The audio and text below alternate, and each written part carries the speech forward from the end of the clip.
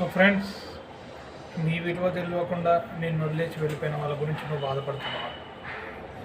అస్సలు బాధపడదు.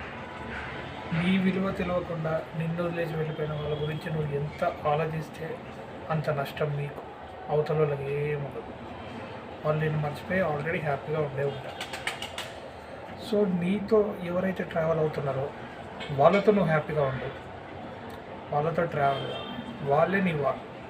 నిన్ను వదిలేసి వెళ్ళిపోయిన వాళ్ళు నీ వాళ్ళు కాదు.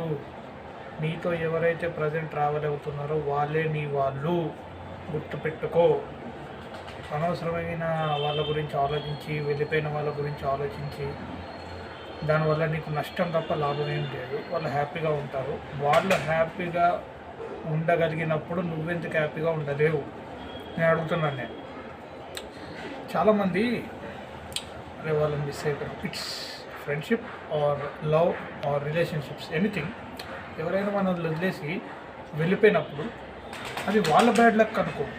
నీ వాల్యూ తెలియకుండా వాళ్ళు వెళ్ళిపోయారు. అది వాళ్ళ బ్యాడ్ లక్ అనుకొని మూవ్ ఆన్ అయిపో.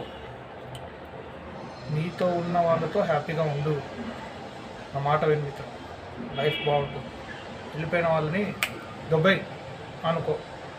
నీ అంత తోపేవాడు లేడు.